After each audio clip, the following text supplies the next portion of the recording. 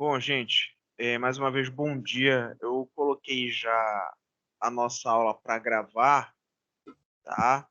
É, eu não sei se está aparecendo algum aviso para vocês que está sendo gravado aqui, aparece para mim. Eu vou só compartilhar aqui a nossa tela. Só quero que vocês me avisem depois. Está aparecendo para vocês, gente? Sim. Tá, Sim. professor. Perfeito. Então, olhem só. Quando vocês quiserem falar algo, não sei, tirar alguma dúvida, tentem falar pelo áudio, porque eu ainda não sei muito bem como é que funciona o chat. A gente tem um espaço lá para conversar, mas eu não sei se ao escrever aparece automaticamente aqui para mim, entendeu? Então, seria bom qualquer dúvida vocês falarem diretamente, tá? Só algumas perguntas. A Marta ainda é representante de turma da manhã, sim ou não? Não, Quem é representante de turma? é a Rafaela. Rafaela? É a Rafa. E a Vice Ah, da tá, Lorena. tá. Eu ia pedir a vocês, pode ser a Marta ou ela, que me envie depois um WhatsApp, uma mensagem, para que eu possa enviar os slides da prova de vocês logo para cada um ter no grupo, tá? O conteúdo de prova de vocês é educação em saúde e educação continuada, tá? Nós dividimos o nosso semestre em dois momentos, né? Um momento de conteúdos da primeira avaliação e de segunda avaliação, né? Nós temos hoje um conteúdo relativamente médio, né, pequeno para grande, e ele já vai fazer parte da segunda avaliação de vocês, né?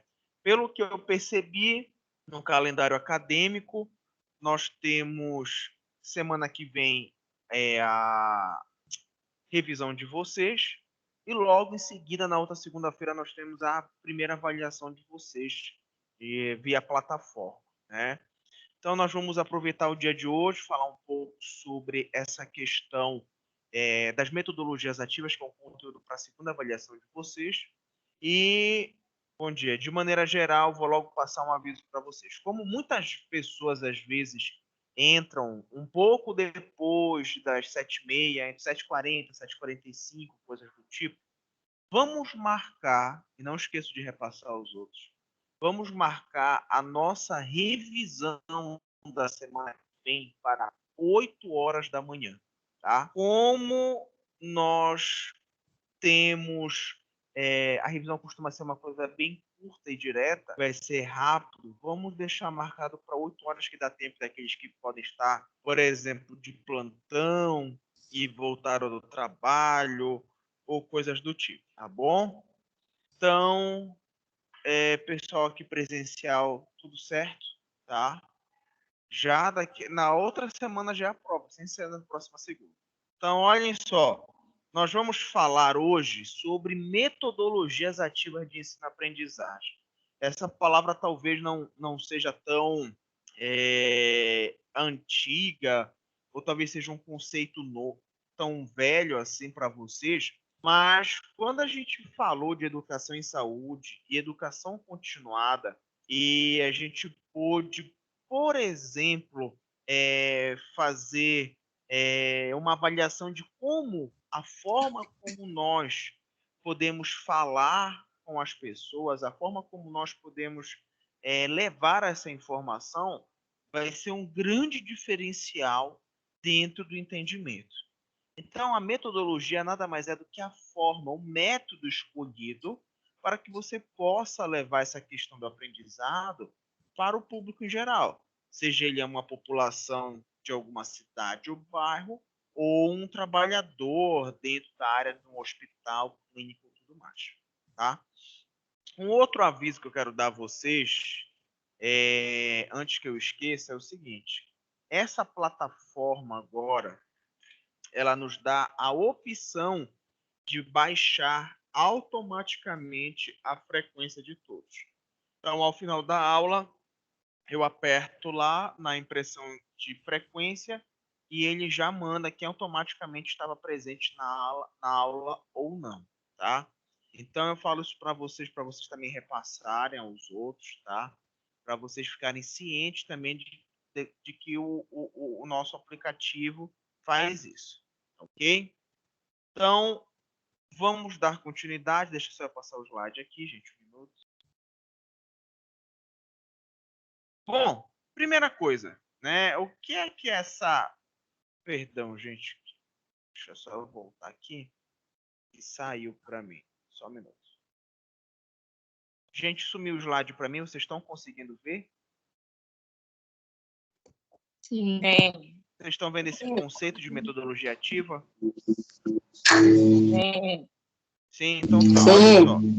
Metodologia ativa, né? Ela baseia-se na forma de desenvolver o processo de aprender utilizando experiências reais ou simuladas, com capacidade para solucionar com sucesso tarefas essenciais da prática profissional em diferentes contextos.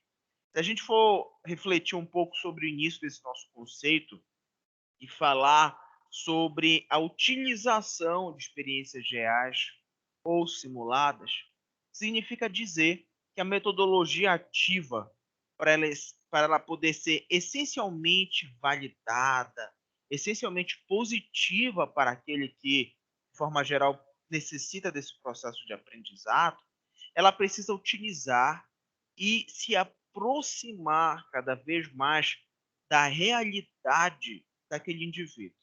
A gente pode utilizar as próprias experiências práticas, né? Realizar as simulações dentro da prática profissional para que a gente possa entender. Por que eu digo isso para você, gente? Porque olhem só, é muito fácil, por exemplo, eu chegar aqui na sala de aula e vamos imaginar, né, essa sala de aula cheia de alunos, alunas, e falar o seguinte: olha, gente, durante um episódio de trauma, né, um acidente, a gente tem que fazer, vamos usar um conceito antigo, né? Vamos utilizar o famoso ABCDE do trauma, né? E aí a gente aprende que tem que ver vias aéreas, respiração, circulação, e aí beleza, perfeito. Quando você vê um acidente realmente na prática e percebe que as coisas não podem ser tão bem pensadinhas, a gente precisa ter agilidade, velocidade no que faz, você percebe que aquela informação ela necessitou de um ponto prático. Para quem é da área da saúde, como vocês, talvez vocês percebam isso de uma maneira muito mais, como é que eu posso dizer para vocês, muito mais presente, né? Acredito que quando vocês chegam em um contexto de conhecimento que puxa muita prática, a prática acaba muitas vezes sendo uma coisa muito complementar na sala de aula. Eu vou dar um exemplo para vocês. É muito complicado a gente, por exemplo, na graduação de enfermagem, aprender, ouvir falar sobre, por exemplo, injetáveis, né? Olha, como administrar uma intramuscular, intradérmica e ficar preso apenas à teoria. Isso é uma coisa complicada, porque a base por si só você sabe. Mas quando você tenta levar isso, por exemplo, para uma questão mais prática, quando você tenta levar isso para um ambiente onde você necessita realmente ter destreza, a gente percebe que essa característica ela fica um pouco lateralizada, tá? Gente, mudou o slide aí para vocês? Não, Não? Espera aí, então. agora mudou. Mudou? Tá. Então, olhem só. Por que será, né, que a gente precisa mudar? Mudar do quê? Mudar daquela percepção e concepção de ensino bem anterior, né?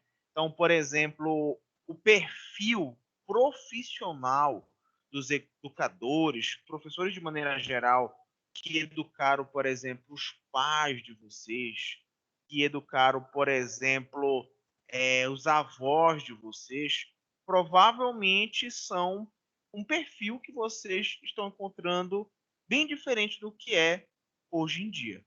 Eu vou dar um exemplo para vocês. Eu, durante a faculdade, eu tive uma professora que era militar, né? E ela ministrava aula de ginecologia. Nosso horário na UEPA, ela era 7h30 da manhã, né? De 7h30 até 1h. Na época, ela falava assim pra gente, olha, a minha aula começa às 7h da manhã, né? E aí as pessoas, mas professor, eu tenho filho, eu preciso deixar na escola. Lá no meu bairro não passa ônibus tão cedo para eu poder chegar aqui 7h, né? Porque 7h começa a aula, você teria que estar lá, sei lá, 10 para as 7, né? Que ela fechava a porta e tudo mais. E ela falava que isso não era problema dela, né? E que ela ia começar a tal horário. Então a gente percebe um perfil bem anterior, né, de professores que estão muito enraizados em algumas perspectivas de comportamento que são prejudiciais a todo o processo. O professor ou o educador, ele não precisa criar o medo entre aqueles que o escutam, né? Ao contrário, ele precisa criar o respeito para que o processo ele possa ser de troca e de transformação. Acredito eu, não posso dar certeza, que vocês encontraram aqui na ISA Mais sempre professores que tiveram essa troca com vocês, né? Que conversavam, davam bons exemplos, escutavam de maneira direta ou indireta vocês, e acredito que vocês não tiveram grandes problemas com essa relação que envolve o aluno-professor. Bom, olhem só, a produção de conhecimento ela é extremamente veloz, tornando provisórias as verdades construídas no saber fazer científico. O que é que ele quis nos dizer aí? Ele quis nos dizer que hoje o tráfego de informações é uma coisa tão absurda que, por exemplo, o que acontece agora em qualquer parte do mundo instantaneamente alcança as pessoas, né? Então, por exemplo, quando é, atingiram as Torres Gêmeas nos Estados Unidos, o que foi que aconteceu? O mundo ficou sabendo daquilo praticamente 1h, 1h30 depois, né? Hoje acontece alguma coisa, por exemplo, aquele acidentes de queda de avião, coisa do tipo, a gente fica sabendo instantaneamente. Só para vocês terem ideia, teve um ano aí, eu não me lembro, 1970 e pouco, 60 e pouco, uma coisa assim, ou até antes do que isso, eu não me lembro direito o ano, e teve um jogo da Copa do Mundo, que quando houve o vencedor, o mundo só ficou sabendo 2 dias depois, né? Então você para e pensa assim, pô, já pensou hoje, acontece uma coisa em algum país, você fica sabendo só 2 dias depois? Então, quando a gente tem um processo de troca de informações muito rápido, a gente precisa se pontuar, se posicionar de uma forma muito segura da forma como a gente recebe essa informação. Na atualidade, principalmente nesse contexto da pandemia, nós estamos envolvidos por algo chamado de fake news, né? Que são essas informações que são mentirosas, são inverdades e coisas do tipo. Só que eu vou dizer uma coisa para vocês: as fake news elas não surgem obrigatoriamente como um ato que as pessoas querem fazer de maldade, né? Nem sempre as fake news surgem porque eu fiz isso de maldade, mas surgem muitas vezes pela velocidade com que as informações elas passam. Então, por exemplo, se eu chegasse na sala de aula hoje e encontrasse a nossa amiga ali, qual é o seu nome? A Jéssica, por exemplo, ali com os olhos marejados, eu ia pensar assim, pô, eu acho que a Jéssica ela tá chorando. Será que aconteceu alguma coisa grave com ela? E na hora eu poderia falar para alguém, olha, eu vi a Jéssica, ela não tá bem lá na sala. Essa informação já ia rodar a sala todinha. E já pensou se a Jéssica teve só uma crise de espirro, estava com os olhos dessa forma? Então, o ponto de vista em que a gente interpreta e a velocidade com que a gente dissemina isso é muito complicado. vocês sabem que não só na mídia internacional, mas até no convívio próximo, isso interfere muito no nosso bem-estar. Eu vou dar um exemplo para vocês, que é, né, uma foi uma disseminação de uma informação que levou a gente a um comportamento errado. Qual foi? Vou dar um exemplo para vocês. Quando a Covid-19 surgiu, houve, né, alguns discursos não cientificamente comprovados de que a gente poderia usar a ivermectina e a azitromicina para tratar a Covid-19. Vocês devem ter acompanhado a mídia de que há umas semanas atrás o fabricante da ivermectina disse que ela não tem efeito nenhum contra a Covid-19. Eu vou dar um exemplo para vocês. Eu tomei ivermectina. Vocês tomaram ivermectina? Não? Não? A Jéssica tomou, não foi, Jéssica? Tomou. Perfeito. E aí, o que foi que acontece? Isso mostra para a gente que até quando nós temos acesso a informações mais ponderadas, a gente é levado pelo momento. Tá todo mundo tomando ivermectina, porque isso ajuda no combate do vírus. Você vai deixar de tomar ivermectina? Pelo menos de querer ter em casa? Não. E aí, o que é que acontece? Vocês também, não sei se acompanharam, tem pessoas com problemas renais agora, fazendo até terapia de substituição, né, fazendo tumores no rim por causa, no fígado, desculpa, por causa do uso constante de ivermectina. E aí agora, passou. Eu não escuto mais falar sobre ivermectina. Passou aquela informação. Mas quem utilizou está com uma sequela pro resto da vida. E aí, por que eu digo isso para vocês? É só por causa da ivermectina? Não. Porque às vezes nós, sem muitas vezes raciocinar sobre o que nós estamos falando, nós damos orientações e conselhos que não vão, vamos dizer assim, não vão deixar esse indivíduo com um comportamento positivo. Como assim e por quê? É tudo certo. E por quê? Olha só o que é que acontece. Uma vez eu estava numa unidade básica de saúde e eu fiz uma primeira consulta de uma mulher que foi diagnosticada com hanseníase, uma senhora já, né? E aí, olha que coisa interessante. Ela foi diagnosticada com hanseníase e eu perguntei logo imediatamente para ela quem morava com ela, porque o contato íntimo e prolongado leva às chances de adoecimento e infecção. Existe uma coisa muito importante no tratamento da hanseníase, que é o seguinte: a pessoa, quando toma a primeira dose da medicação, em 24 horas, é um período muito rápido, ela elimina 99% das bactérias. É uma coisa absurda, é uma quantidade que extrapola, né? Isso significa dizer que provavelmente uma semana, 15 dias no máximo, ela não transmite mais a doença. Ótimo. Quando eu perguntei sobre o contato, ela me perguntou, mas por que, doutor, é preciso vir todo mundo aqui?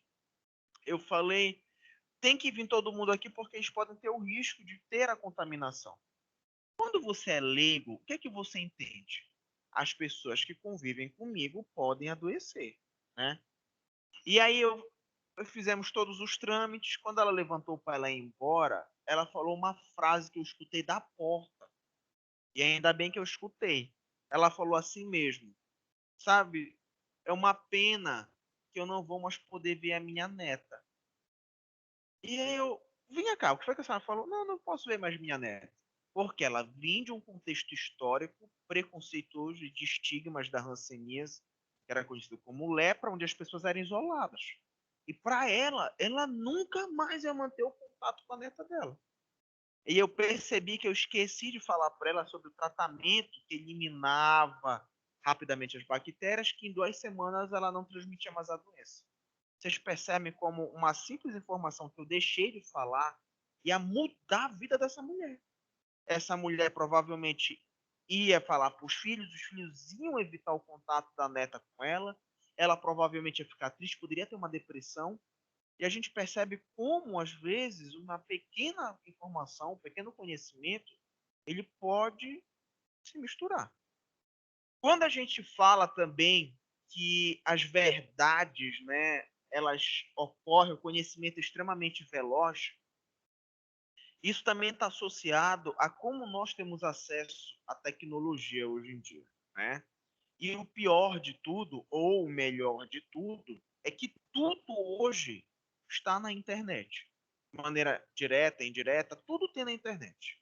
Se hoje você pesquisar no Google, por exemplo, como matar fungo de unha, tem, né? Se tiver, você perguntar como fabricar cocaína, tem. Hoje tudo tem na internet. E aí o que é que acontece?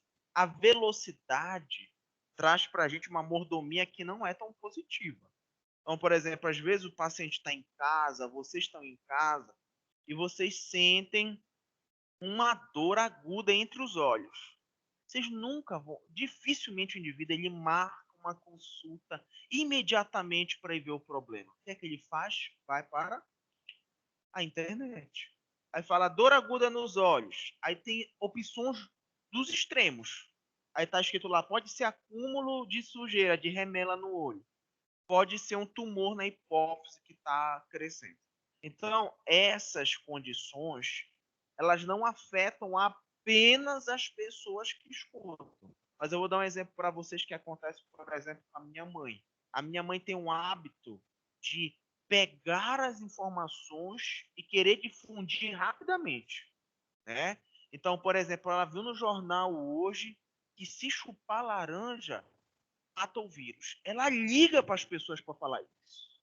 Ela liga para minha avó, ela liga para minha tia, ela liga para as amigas. Olha, chupa laranja que ajuda na Covid.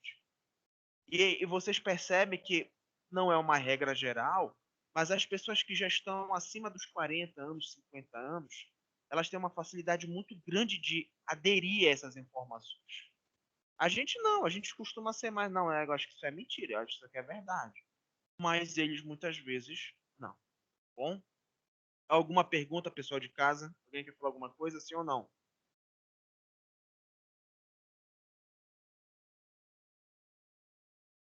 Só falem aí, Não, gente. não, Não? professor. Tá. Alguém quer falar alguma coisa aqui na sala? Não? Tá. É necessário fazer uma reflexão sobre a inserção do profissional de saúde no contexto atual. Esse contexto atual, ele é um contexto onde também muitas pessoas elas estão ligadas. Eu não vou falar essa palavra, mas não seria muito bem isso. Mas vocês já ouviram falar em algo chamado de teoria da conspiração mundial? Algumas pessoas já leram sobre isso, ouviram falar. A teoria da conspiração ela fala sobre vários episódios no mundo que eles acreditam não existiram, né? Eles acreditam que a Covid foi algo estruturado para diminuir a população mundial, entre outros fatores. Mas o que é que acontece? Nós vivemos em um cenário hoje onde as pessoas, muitas pessoas estão presentes e fazem parte de, entre aspas, alguma dessas teorias. Como assim? Hoje, quando a gente fala, por exemplo, assim, olha, gente, é muito importante vocês tomarem a vacina da Covid-19 para evitar o risco de infecções mais graves, né? Tem pessoas que acham que isso é mentira. Tem pessoas que acreditam que isso é, por exemplo, uma forma de monitorizar o indivíduo, de matar o indivíduo, de colocar um chip dentro do indivíduo. E tudo bem, cada um tem essa concepção. O problema é quando isso vai tomando proporções muito exageradas. Quando você vê pessoas abrindo a mão de processos cientificamente comprovados a respeito de saúde para se fixar, para acreditar em contextos que, infelizmente, não são tão verídicos, né? Eu não sei se vocês já passaram por situações como essas, mas, por exemplo, eu vou dizer aqui para vocês, eu estou trabalhando na campanha de vacinação e chegou um rapaz lá na campanha com a gente que ele trabalhava e na área da saúde, ele tinha direito na época a tomar vacina e o hospital exigiu dele. Olha só o que ele fez. Ele chegou lá, ele pediu para a mulher assim: olha, moça, eu quero que você carimbe, assine a minha carteira como se eu tomei a vacina, mas eu não vou tomar vacina, porque eu não acredito nisso. Ou seja, ele queria só o registro que ele tinha tomado e ainda falou assim: pode dar minha vacina para quem vocês quiserem. E faz de conta que eu tomei porque eu não quero tomar, mas o meu emprego pede isso. E, gente, a grande pergunta é o seguinte: por que não tomar, por exemplo? Cada um tem seu direito de escolha. Por exemplo, vocês gostariam de tomar vacina da Covid? Sim, todo mundo aqui, né, que está presente. Eu, graças a Deus, tomei a primeira dose, já vou tomar a segunda. E aí, o que é que acontece? Vocês têm as concepções de vocês, mas eu conheço muitas pessoas, inclusive profissionais da saúde, que não querem fazer isso. E o que é que a gente quer dizer com esse exemplo, com essa frase de inserção do profissional de saúde? É que o profissional de saúde, principalmente o enfermeiro, da sua própria natureza, ele é um educador. E a gente precisa aproximar mais as informações de cunho verídico dessas pessoas. A gente precisa explicar o que realmente pode acontecer e o que não pode acontecer. Porque, infelizmente, nós não estou aqui para criticar, tá? Não tenho partido político, mas a gente percebe que nós estamos em um cenário político de muita desinformação. Um cenário político onde as gestões federal, estadual e municipal muitas vezes não estão em harmonia. Isso é complicado. Como é que você diz o seguinte, olha, você precisa usar máscara, tá, para se proteger. Aí tem outro governante que fala, não, o uso da máscara aí pode ser dispensado. As pessoas ficam nesse embate, faço ou não faço? É a mesma situação, por exemplo, do lockdown. Vocês concordam com o lockdown? Sim ou não? Não? Pois é. Alguns vão dizer não, por quê? Professor, porque eu acredito que tem muitas pessoas que dependem do comércio, não podem fazer isso. Ah, quem concorda? Professor, eu concordo porque eu acho que a população não tem jeito, a gente pede máscara, eles não usam, fala para não ter festa tão em restaurante, tão em bar, então eu acho melhor ter. Perfeito. Vocês possuem uma base dentro de um conhecimento de vocês, na minha opinião. Uma coisa é você absorver a opinião dos outros, né? É que nem alguém chegasse aqui para mim e falasse, olha, professor, a Jamile não presta. Não fale com ela, não converse com ela, é uma pessoa ruim. Aí eu vou falar que, olha, Jéssica, Jamile não presta. Nem tive contato com ela. Né? Então é muito difícil porque as pessoas estão fazendo isso. Elas estão absorvendo conhecimentos disparados, estão tentando fazer desses pensamentos o seu. E a gente tem visto isso na mídia, a gente tem acompanhado isso no contexto político e em todos os cenários. Quanto mais a gente aproximar os profissionais da saúde desse processo intuitivo, educativo, mais a gente ajuda a quebrar, por exemplo, essa contextualização. Tá? A inequívoca influência dos meios de comunicação na construção, formatação do homem profissional. E aí, gente, eu vou dizer uma coisa para vocês. Nós estamos no dia 8 de março, né? Dia Internacional da Mulher. Até aproveito para dar felicitações a vocês, desejar um mundo muito mais respeitoso a todos e seguro, principalmente, tá? A todas vocês. Mas vocês lembram do dia 8 de março do ano passado? A pandemia ela estava se alicerçando aqui em Belém. A gente estava começando a ver um cenário de sobrecarga do sistema. Eu tive, por exemplo, Covid, meu primeiro sintoma, dia 22 de abril. Naquela época estava tudo lotado, não tinha vaga mais em nenhum lugar. Ninguém podia piorar de Covid que ia morrer porque não tinha nada. E eu pergunto para vocês, vocês acham que hoje, o dia 8 de março de 2021, está pior do que 8 de março de 2020? Ou melhor? O que é que vocês acham? Vocês acham que tem mais morte hoje, por exemplo, essa semana, do que na semana do ano passado? Mesmo? Com certeza, tá tudo pior. Bateram os recordes. Nossa colega aqui falou uma coisa que foi interessante. Está muito pior. Inclusive, essa semana nós batemos o recorde no Brasil no número de mortes por Covid. Mas percebam como as pessoas estão mais despreocupadas com a Covid do que no ano passado. E a grande pergunta que eu faço para vocês é: Por quê? Porque não chegou na família delas, professor. A partir do Será momento que que a é só pessoa isso? perder alguém, aí a pessoa vai acordar para a vida, porque o ser humano só aprende na surra. Ó, a nossa amiga aqui falou que Professor? provavelmente muitas pessoas, a Covid ainda não atingiu alguns familiares. Talvez seja Professor, isso. Pode falar, diga.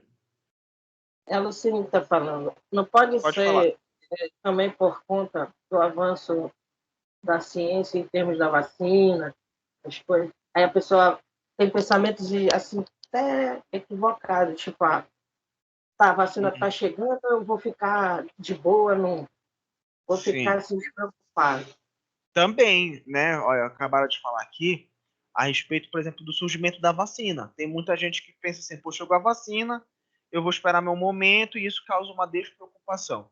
Mas, gente, eu vou dizer uma coisa para vocês. Nenhuma imagem é tão chocante, por exemplo, para mim, quando mostraram ano passado aqueles cemitérios coletivos, vocês lembram?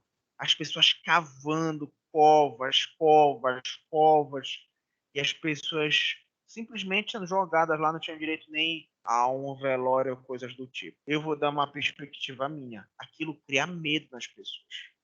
Eu fiquei muito assustado com aquilo, a minha esposa também. Hoje, eu não vejo esse tipo mais de imagem na mídia. Eu não vejo mais, por exemplo, essa perspectiva de mostrar que essencialmente tem acontecido. Nós vivemos o recorde de mortes em um dia, né? E isso não trouxe uma perspectiva diferente. Vocês conseguem perceber, então, como a mídia, esses meios de comunicação, eles influenciam muito na gente, né? Porque eu vou dizer uma coisa para vocês, eu me lembro que ano passado, eu não sei se vocês lembram disso, teve um dia ou uma semana, não me lembro, que a Globo fez um especial Covid na televisão brasileira. Tipo, não teve o programa da noite, ficou o Jornal da Globo direto falando sobre Covid, não teve não sei o que a Jornal da Globo ficou falando só de Covid. Hoje você liga, ontem você ligou a televisão 6 horas da tarde, o que estava passando? Palmeiras e Grêmio, o futebol tá rolando. O futebol tá rolando aqui no Pará, Paysandu, Remo jogando. Isso traz pra gente o quê? Reflexos de normalidade. Pô, cara, você tá tendo futebol, né? Então alguma coisa voltou ao normal. E, gente, as coisas não voltaram ao normal.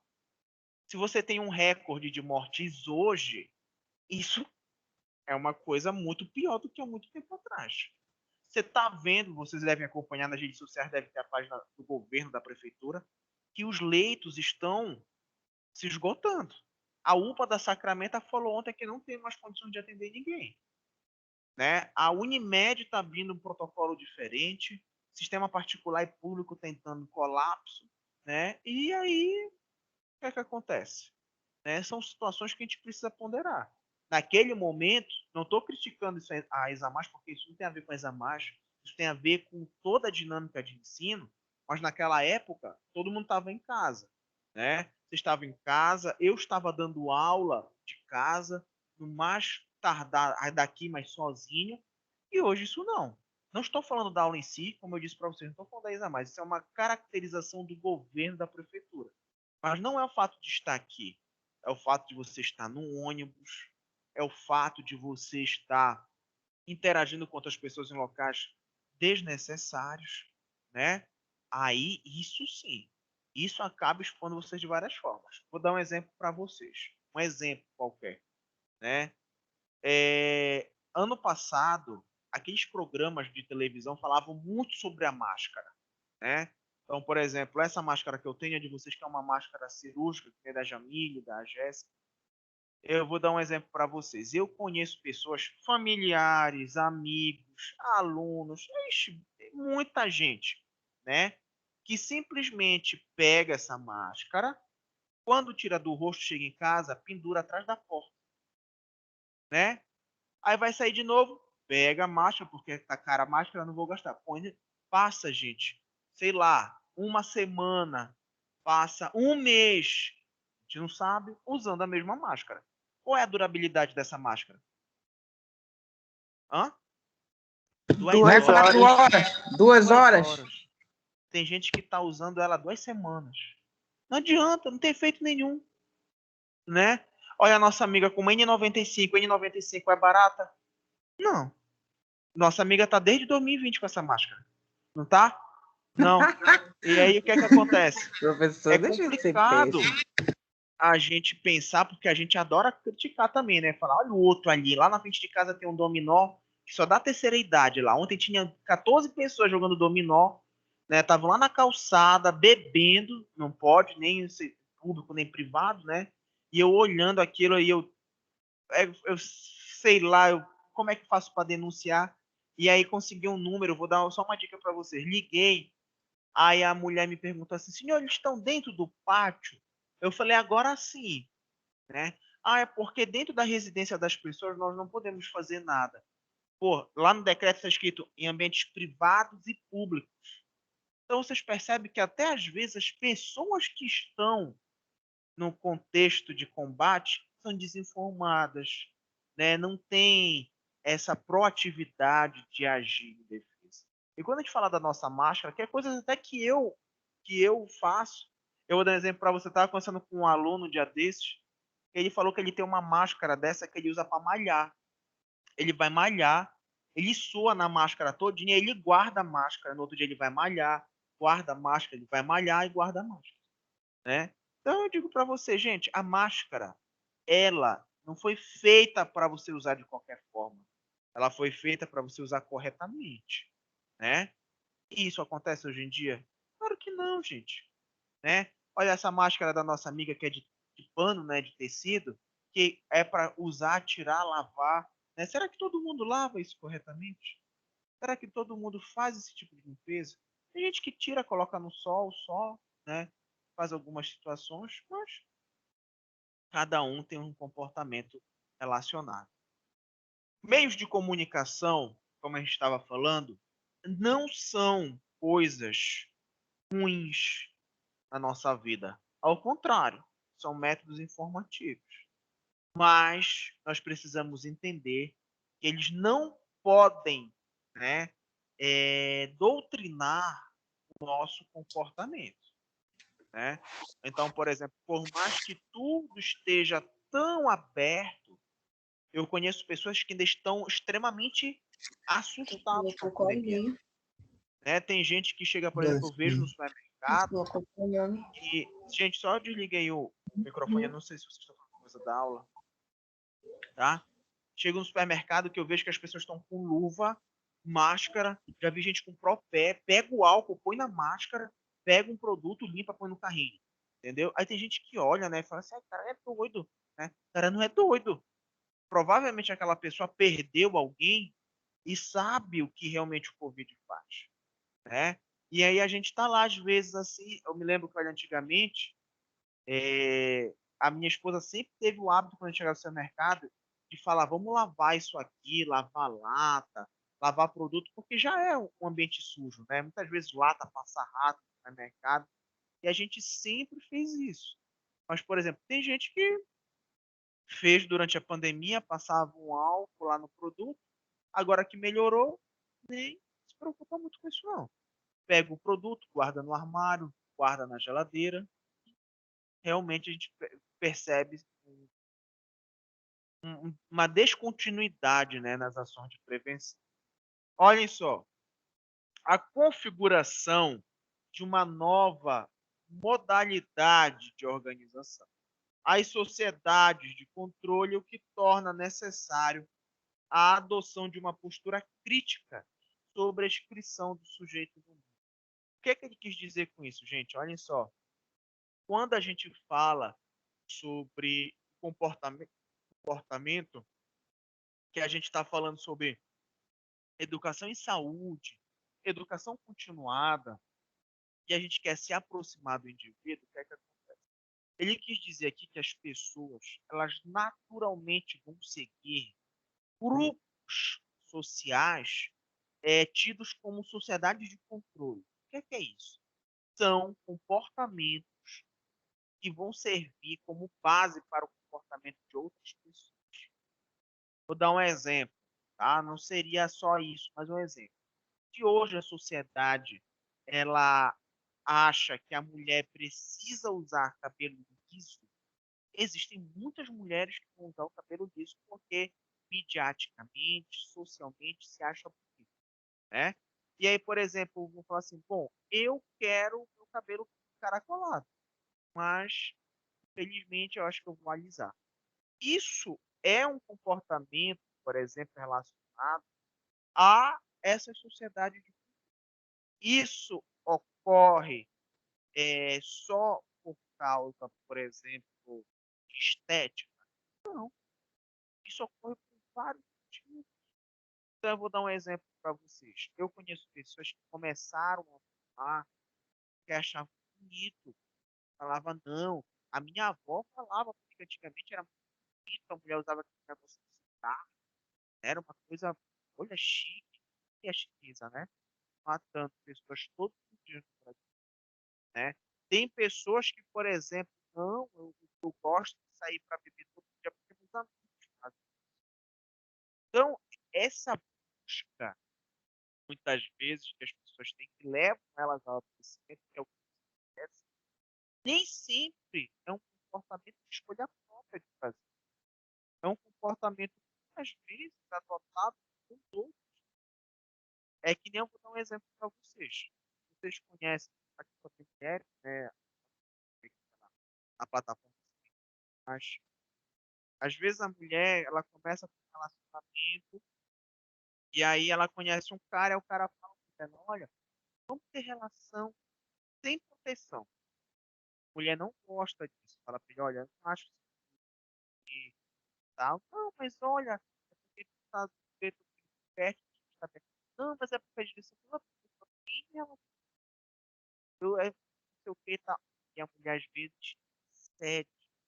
Professor, está falhando, eu não estou escutando direito, o áudio está falhando, Gente, professor. as outras pessoas estão conseguindo ouvir direito ou só a nossa colega? Não, tá falhando. Tá falhando? Melhorou agora um pouco Tá mais? falhando mesmo, professor. Pera aí. Deixa eu só ver aqui se tem alguma coisa. Rapidinho, pera aí.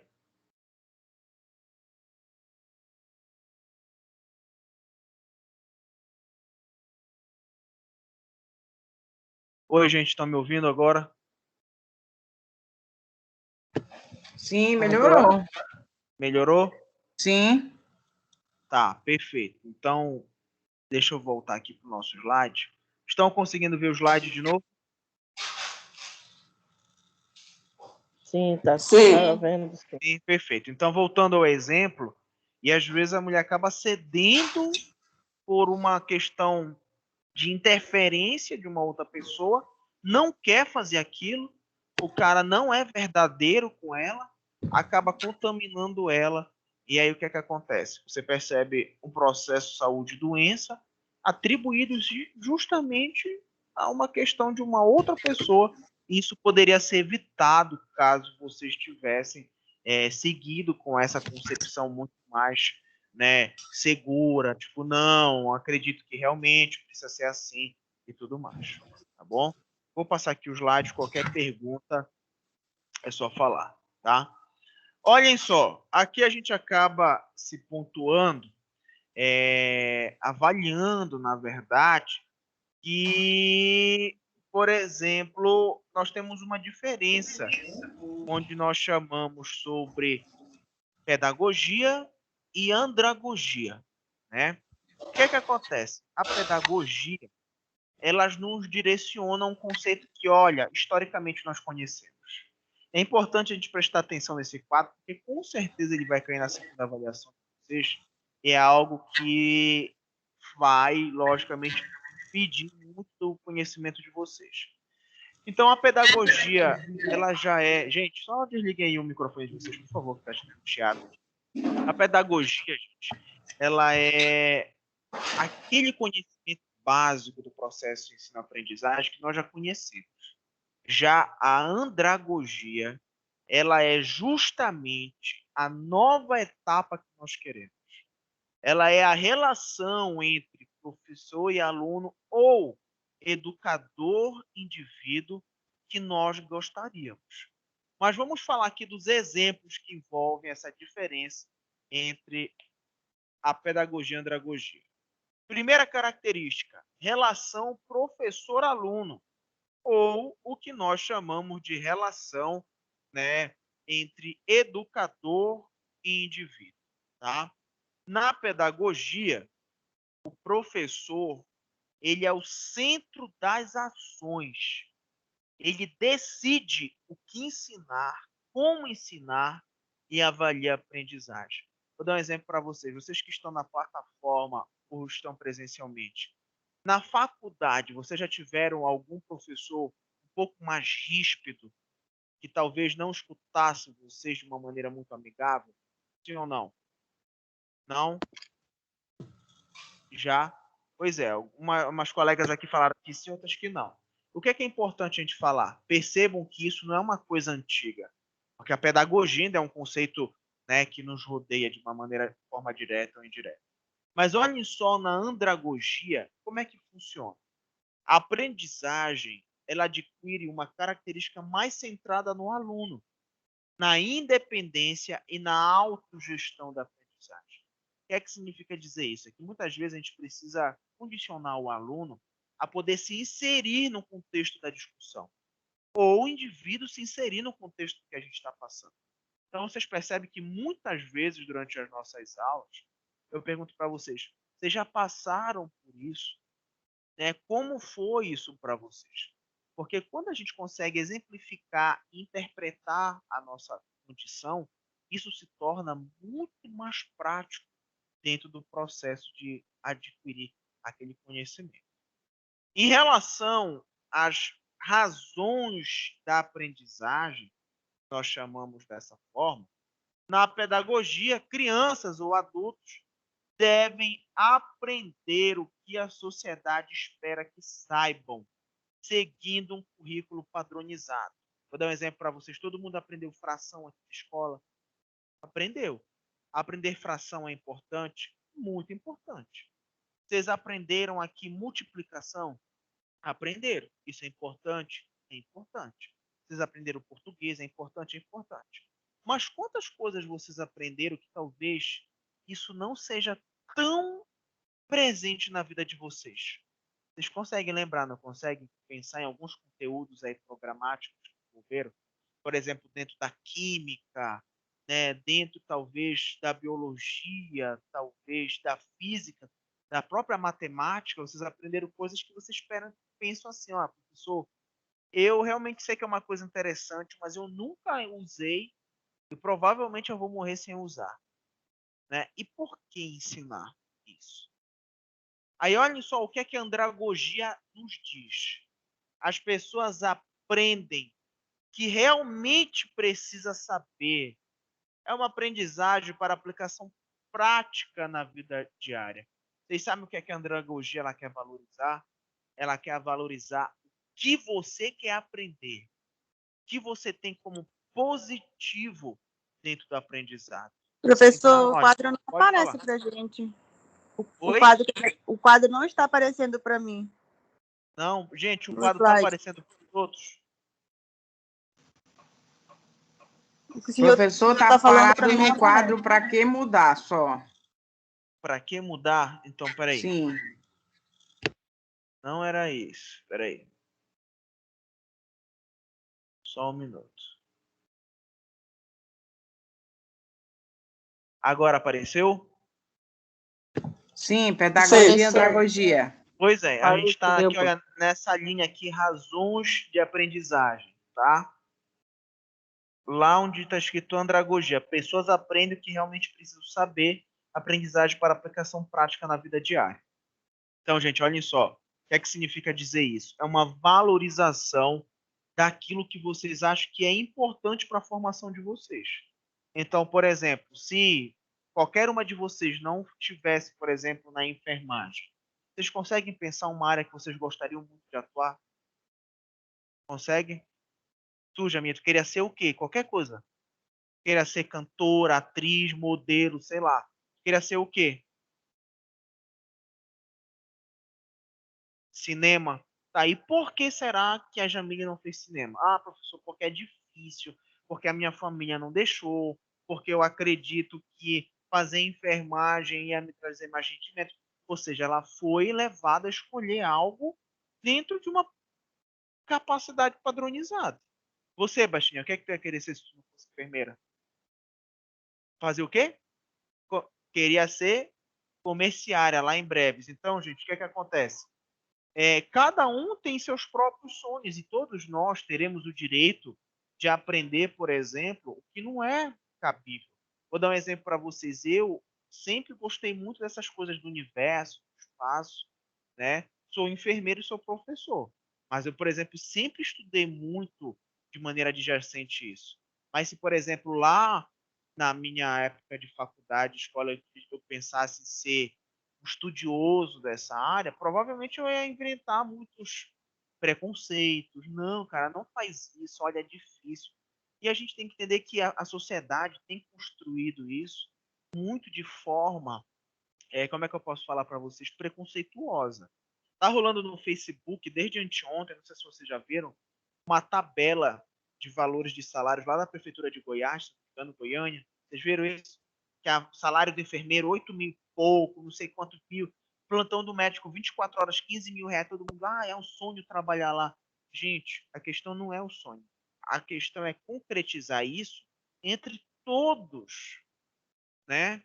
É que nem eu gosto de usar muito esse exemplo, porque é um exemplo muito válido para a gente. Eu já citei para vocês, mas eu vou retornar naquele país da Europa, sempre um país onde as pessoas têm o maior IDH do mundo. A diferença salarial entre qualquer tipo de profissional não é maior do que 500 a moeda deles. Então, é como se o médico hoje aqui em Belém ganhasse 15 mil reais e o servente de uma escola ganhasse 14.600. É uma diferença muito pequena, não é? E aí, por que é importante a gente equivaler salários?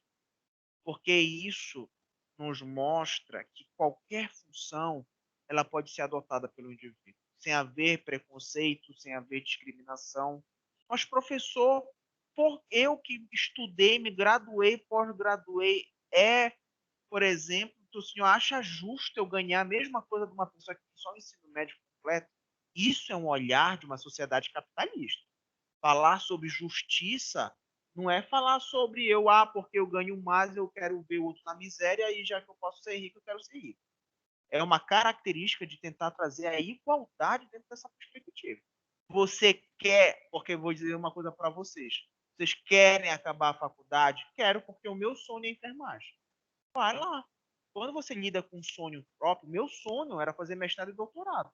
Graças a Deus estou no doutorado, daqui a pouco eu acabo de um sonho meu. Não estou fazendo isso para simplesmente ser milionário, mesmo porque na área da docência a gente não fica milionário. Assim. Agora, uma coisa é a pessoa falar, não estou fazendo isso, tenho que fazer um mestrado, fazer um doutorado, porque eu preciso ganhar dinheiro. E aí, quando tu vê alguém ganhando dinheiro que não tem tudo isso, tu, por que isso acontece? Então, infelizmente, a nossa sociedade, que ainda é desigual, faz a gente criar essas perspectivas. Porque hoje, quantas pessoas vocês acham que tem em Belém do Pará agora, estudando, porque, entre aspas, o sonho da vida delas é fazer direito, fazer medicina. Na verdade, não é o sonho. É uma busca de ascensão profissional. Porque se hoje a profissão que mais desse dinheiro no Brasil todo fosse ser palhaço, todo mundo ia querer ser palhaço. Não sei. Hoje todo mundo quer ser político, né? Vocês já viram?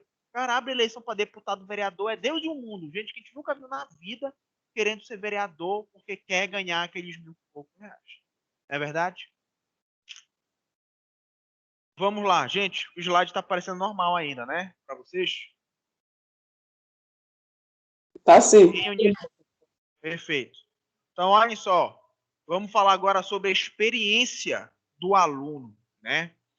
O ensino na pedagogia, ele é didático e a experiência do aluno tem pouco valor. Já na andragogia, a experiência é rica fonte de aprendizagem, através da discussão e da solução de problemas em grupo. O que é que significa essa questão do ensino didático dentro da pedagogia? Vamos dar um exemplo que hoje nós estamos em sala de aula falando sobre violência urbana. E aí eu falo para vocês o seguinte, gente, a violência é um fator muito comum, onde nós percebemos vítimas de vários gêneros, idades, entre outros. E aí, por exemplo, a baixinha aqui levanta a mão e fala: professor, eu quando estava no barco, indo para Breves... Não, aí eu falo: olha, querida, agora não, tá? Deixa eu concluir meu pensamento. Você inibe a pessoa de poder se sentir mais à vontade na discussão. A pedagogia, muitas vezes, ela é um processo de uma mão só. Ela apenas joga para o ouvinte aquela informação. Já a andragogia, não. Ela quer ouvir um pouco mais sobre isso. Ela quer poder explicar e exemplificar melhor as situações. Então, ó, eu vou dar um exemplo para vocês. Vocês estão no processo de educação continuada, o morador lá do Combo, né? E você chega lá e fala assim: olha, seu fulano, seu João, dona Maria, seja quem for, eu queria conversar um pouco com o senhor hoje sobre acidentes com animais peçonhentos, né? O senhor tem que entender que os animais peçonhentos, eles são muito comuns na área onde o senhor mora, né? E é necessário que o senhor, de preferência, ande de bota, não manuseie troncos de árvore no chão. Até agora, o homem ainda está tentando entender o que é animal peçonhento. Será que é cachorro? Será que é onça? E quando você fala muito, você se priva de falar o quê? O senhor já ouviu falar no que é um animal peçonhento? O senhor sabe quais são os animais peçonhentos que estão aqui? Então, quando a gente priva a interação, né, essa continuidade de informações, a gente faz o quê? A gente não faz um processo educativo correto, né? É que nem a gente. Se eu falo uma palavra aqui que vocês não conhecem, às vezes o aluno com medo, receio do professor, ele não levanta a mão para perguntar, né? E quando a gente tem uma relação mais aberta, esse processo ele ocorre com uma facilidade maior, tá bom? Olhem só, agora a orientação da aprendizagem. Como é que funciona na pedagogia? Na pedagogia, a aprendizagem é feita por assunto ou matéria. Vocês já sabem disso. Até hoje é um método muito tradicional. Na andragogia, a aprendizagem ela é baseada em problemas, exigindo ampla gama de conhecimentos para se chegar à solução. Isso daí é uma palavra interessante que surgiu aqui em Belém do Pará alguns anos atrás, através de uma sigla chamada de PBL, que é a famosa aprendizagem baseada em problemas. Vocês já ouviram falar sobre isso? Há uns bons anos atrás, eu acho que há uns 15 anos atrás, o CESUPA foi a primeira instituição de ensino que trouxe isso, por exemplo, para o norte, né? É você ter o aprendizado baseado em problemas do cotidiano. Como assim? Eu vou trazer para vocês agora uma pessoa aqui na sala de aula que ela está passando mal. Ela, por exemplo, sofreu um choque elétrico e ela está tendo palpitação cardíaca, aumento de pressão. E aí o professor fala para vocês: gente, por que isso está acontecendo? E o aluno ele é induzido pela curiosidade a procurar o conhecimento prévio, ele vai para casa ler um artigo, ler uma informação, ler um livro, e na próxima aula ele traz aquele conhecimento e os alunos discutem junto com o professor o que está certo e o que está errado naquela interpretação. Dentro daquele conhecimento geral sobre o choque elétrico, eles falam da anatomia do coração, onde ele aprende com a anatomia do coração, aprende sobre fisiologia. Então, ele envolve vários conhecimentos num único exemplo. Diferente de outros locais onde nós temos disciplinas bem direcionadas. Primeiro semestre, o que é que vocês estudam? Anatomia, história de enfermagem. Isso é padrão em quase todas as universidades, né? Segundo, terceiro, semiologia, semiotécnica no quarto, tal, saúde do adulto. Isso é padronizado. É difícil eu perguntar para vocês assim, gente, o que vocês prefeririam? Baseado em problemas, que nem o exemplo que eu dei, ou assim, dividido em matérias? Talvez vocês possam falar agora, professor, eu vou preferir PBL, mas é difícil falar isso porque talvez vocês nunca tenham vivenciado esse padrão. É muito cômodo, às vezes, o professor tá aqui e falar, gente, na prova de vocês vai cair X, Y e Z. Tá aqui os slides. Ótimo, tá lá em casa, vê, papapá. Outra coisa é ter o professor falar de anatomia, fisiologia, semiologia, saúde do adulto, numa coisa só. Fala, olha, estudem tudo isso na nossa prova prática, vocês vão exigir o máximo de vocês. Tem aluno que não gosta disso, né? Então a gente tem que entender que ainda precisa haver uma adaptação de professores e alunos para esse tipo de perspectiva. Tá bom? Pessoal de casa, alguma pergunta até aí? Sim ou não? Não, professor, até agora Não. tudo tranquilo. Pessoal de casa, Não, ou desculpa, professor. pessoal aqui da sala de aula, nada. Perfeito. Vamos continuar. Gente, passou aí para vocês o slide? Está aparecendo esses autores aí? Pedagogia e andragogia ainda.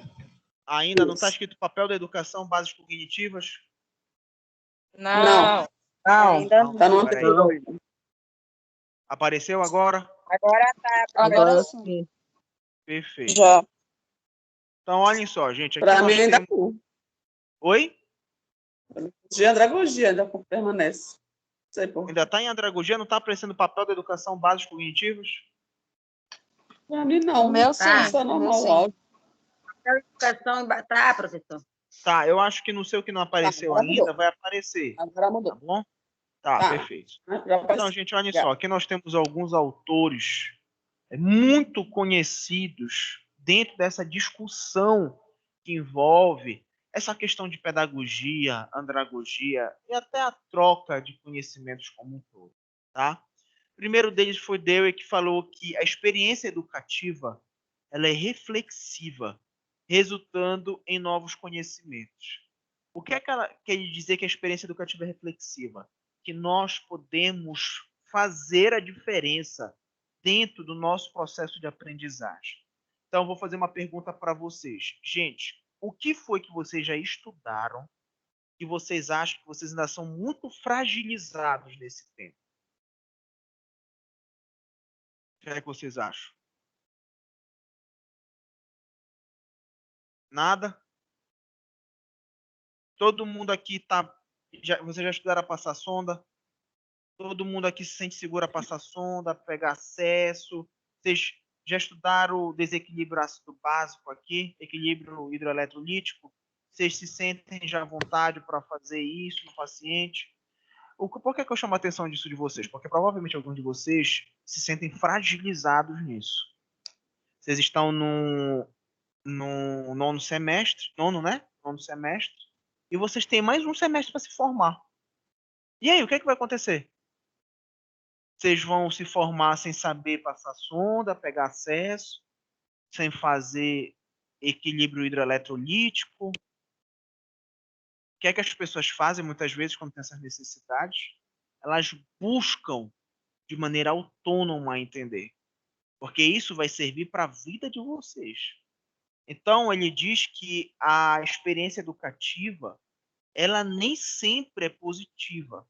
Não porque foi feita de maneira errada, mas porque nem toda informação consegue alcançar o indivíduo de forma produtiva. Eu posso estar muito bem aqui no boneco falando, gente, é assim que se aplica, você viu, fez, foi para o hospital e fez. Mas com o tempo, o conhecimento ele se perde se não for, né, praticado, principalmente a nossa prática. Né? Algumas coisas na área da saúde não são que nem andar de bicicleta, que a gente nunca mais esquece. Se a gente perder a destreza, a gente fica limitado àquele procedimento. Né? Piaget dizia o seguinte: quando uma pessoa entra em contato com um novo conhecimento, há naquele momento um desequilíbrio e surge a necessidade de voltar em equilíbrio. O que é que ele quer dizer com isso? Que muitas vezes nós temos uma informação como totalmente correta e quando uma coisa contraditória aquilo nos alcança, aquilo nos deixa desorientado, às vezes em dúvida. e a gente interpreta aquilo e volta, por exemplo, à normalidade. Vou dar um exemplo para vocês. Vocês já escutaram muitas vezes que se hoje você fizer uma cirurgia, tirar um dente, levar ponto na boca, amanhã não tem como você comer uma maniçoba, porque a maniçoba é o quê? Um alimento remoso, né? Remoso. Remoso. Isso vai matar, isso vai causar inflamação, né? Tem gente que até fala, não, professor, eu comi, chega, estava amarela a minha cirurgia, cheia de pus e tudo mais. Se agora saísse na televisão, na mídia, um estudo que comprova que não existe alimento remoso, que tudo que acontece com o indivíduo é psicossomático, ou seja, ele acredita e acontece. Isso é pegar vocês de, né, como um choque. Não, eu sempre fiz isso. Como é que agora não pode? Né? É que nem um exemplo que eu vou dar para vocês. Existem alguns estudos de 5 anos, não é muito novo, que comprovam que o leite, gente, de vaca, ele não era para ser consumido por adultos, sabia? Cara, que coisa louca! Por muito tempo, todo mundo tomou leite porque era o líquido perfeito. Vou tomar um copo de leite antes de dormir, vou tomar remédio com leite, vou tomar um leite agora de manhã. E aí vem estudos dizendo que não é para tomar leite, né? Porque estima-se que qualquer adulto vai desenvolver em alguma fase da vida intolerância à lactose, que o leite tem algumas características que não são positivas ao corpo. Gente, isso muda o cotidiano das pessoas, né? O E o que é que professor vocês descobriu isso percebem? na marra. Descobriu na marra? Foi, professor, que eu sou intolerante, meu Deus do céu, depois de velha. Pois é. E olha só que curioso, né? As pessoas estão se tornando intolerantes com uma maior frequência, sabe por quê? Muitas vezes pela É verdade. necessidade do uso, né? Porque o leite não está só no meio líquido, o leite está presente em vários produtos de consumo excessivo. É que nem, olha só, a faixa etária de pessoas que sofrem de crise renal por cálculo renal diminuiu em quase 20 anos. Então, antigamente, há 50 anos atrás, era muito comum o cálculo renal em pessoas de 40 a 60 anos. Hoje em dia é mais comum em pessoas de 20 até 40 anos. É verdade, professor. Meu primo de 27 anos já fez a primeira litotripsia. Pois é. Então, o que é que será que explica isso? Condicionamento alimentar, gente. Né? Então, todo mundo aí tomando Coca-Cola que nem água, né? Todo mundo bebendo pouca água, consumindo muito sódio, né? Todo dia todo mundo quer comer um espetinho lá, um churrasquinho. Quem dera que a gente conseguisse, né? Mas isso mostra pra gente que os hábitos se modificam, né? E quando a gente pega um exemplo com esse, é como o Piaget falou, aquilo nos tira do equilíbrio e cabe a nós ponderar se a gente vai adotar aquilo como comportamento saudável ou não. E o Burroughs foi quem desenvolveu esse pensamento sobre aprendizagem baseada em problemas. Gente, não é fácil fazer PBL. Tanto que hoje são poucos os locais que desenvolvem esse tipo de metodologia, né? Não estou dizendo para vocês que a nossa metodologia utilizada aqui é errada, que o PBL é errado, que a nossa é correta, que a deles é correta. Cada um tem seus pontos positivos e negativos, né? Cabe sempre a nós poder diferenciá-los de uma maneira, né, que possa trazer sempre positividade. Olhem só, ativação do conhecimento prévio facilita sua compreensão e recordação, né? O que significa dizer isso? Quando a gente já tem um conhecimento pré-formado, pré-estabelecido sobre alguma situação, isso facilmente vem à tona quando a gente está em um processo de compreensão e recordação. Então, por exemplo, quando eu digo para vocês que uma pessoa que teve febre foi a óbito, vocês já conseguem recordar que a febre mata porque causa desnaturação proteica. E esse tipo de conhecimento somatório é o que nós queremos para a área da saúde, tá? Que as pessoas possam associar diversas informações e utilizá-las de uma vez só em um único exemplo, tá bom? Gente, passou o slide aí para vocês. Vocês estão vendo essas letras verdes aí em fases cognitivas, sim ou não? Não, dá não. Peraí. Não. Tô achando estranho não aparecer isso. Agora sim, Já. professor. Apareceu? Agora sim. Já. Tá. Não se Sim, preocupe, agora gente. sim. Apareceu. Bases A gente vai se cognitivas. adaptando aqui ao Microsoft. Sim. Vou ver o que é que está acontecendo. Daqui a pouco vai estar tudo certinho. Olhem só. As nossas bases cognitivas, elas são baseadas dentro dessas características que nós vamos falar agora, tá? Primeiro, a estruturação do conhecimento e o modo como ocorreu favorece a retomada posterior. Eu vou dizer uma coisa para vocês. Qual foi a prova mais difícil que vocês já fizeram aqui na Examash? Vocês lembram? Farmacologia. Deus o Farmacologia, livre. falaram aqui. Farmacologia. A nossa amiga aqui falou a prática de anatomia. Lembra, Jamila, a pior prova que você já fez? Era a prática da Kazumi. Anatomia dos ossinhos, um Jamile por falou um, saúde do depressão. trabalhador semestre passado.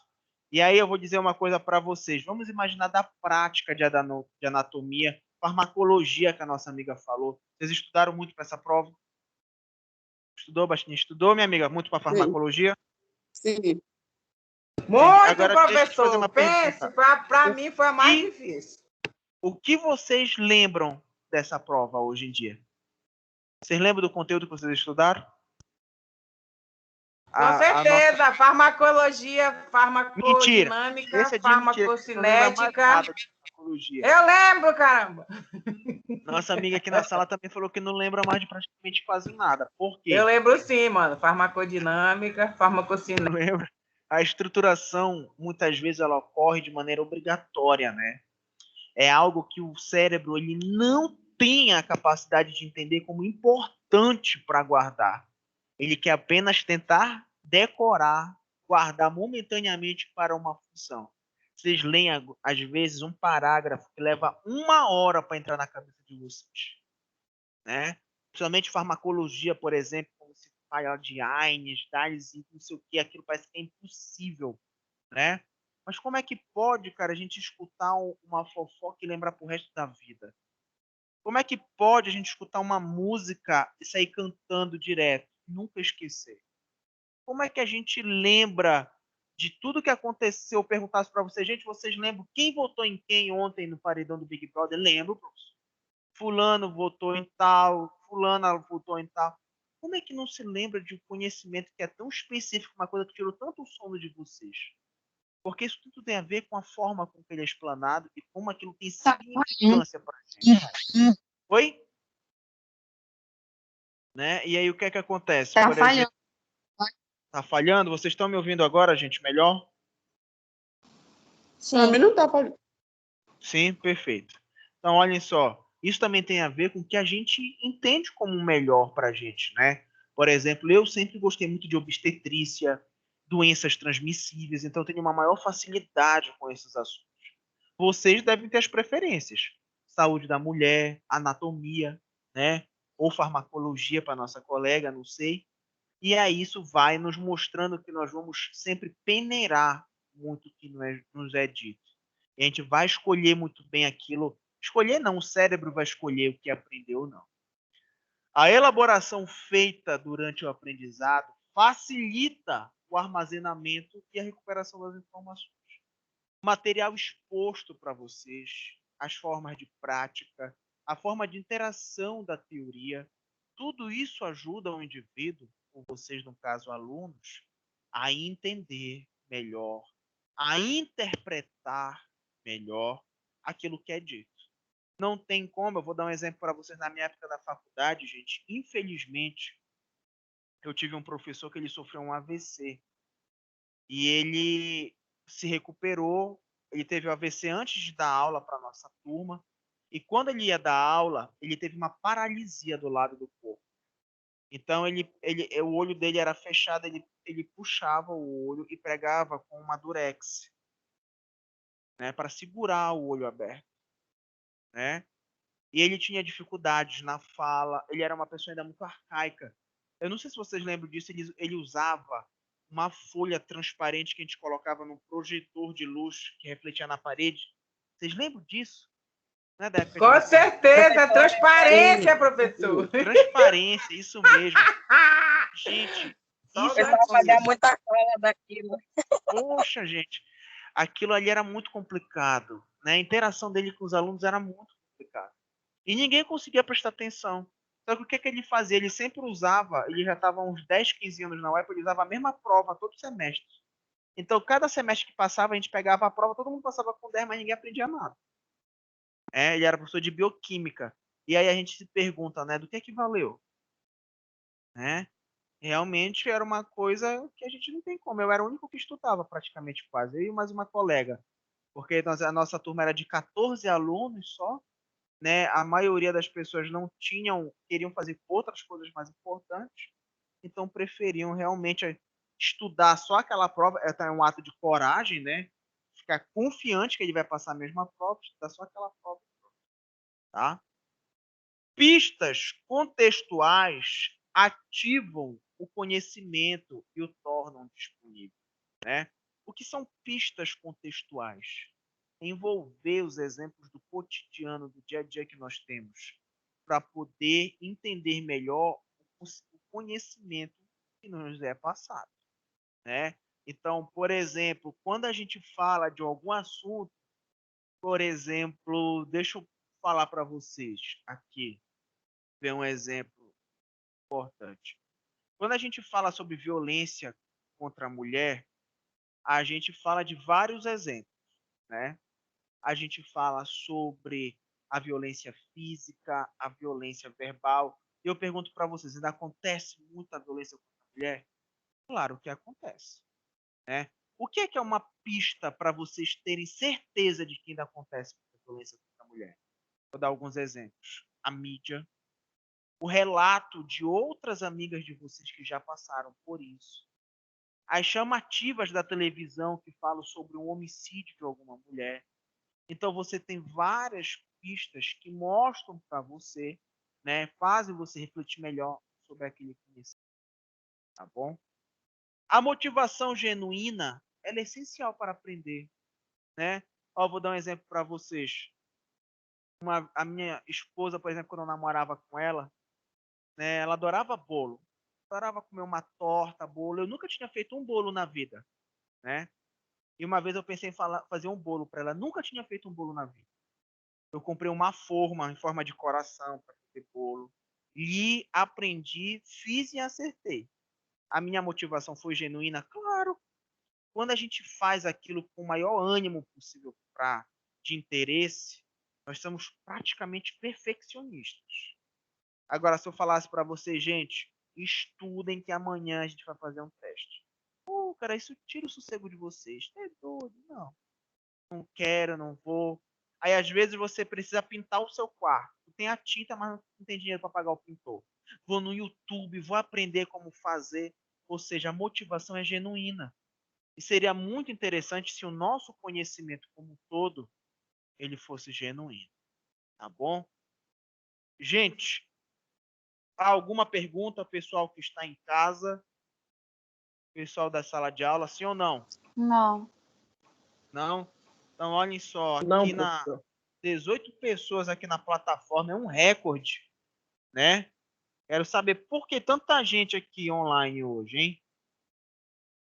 Bom, olhem só, eu vou agora logo baixar a lista de presença de vocês. Acabei de baixar, já foi baixado, tá? Gente, por hoje nós vamos ficar por aqui, tá bom? Daqui a pouco a professora Elisângela vai, eu acho que entrar em contato. Ela também tem aula hoje com vocês, né, de orientação. Então eu queria agradecer a vocês, pedir desculpas aí por qualquer problema envolvendo ainda a plataforma. A gente tem um momento de aprendizagem, né? Daqui a pouco o link da aula de vocês já estará lá na plataforma, tá? Peço a vocês que a Marta ou a nossa representante mande uma mensagem para mim pedindo o slide, porque esse slide em si eu não estava conseguindo anexá-lo à plataforma, tá? Gente, então um bom dia, obrigado mais uma vez, fiquem com Deus, tá bom? Bom dia, professor. Bom Até dia. logo. Tudo de bom. Deus abençoe. Igualmente, tchau, tchau.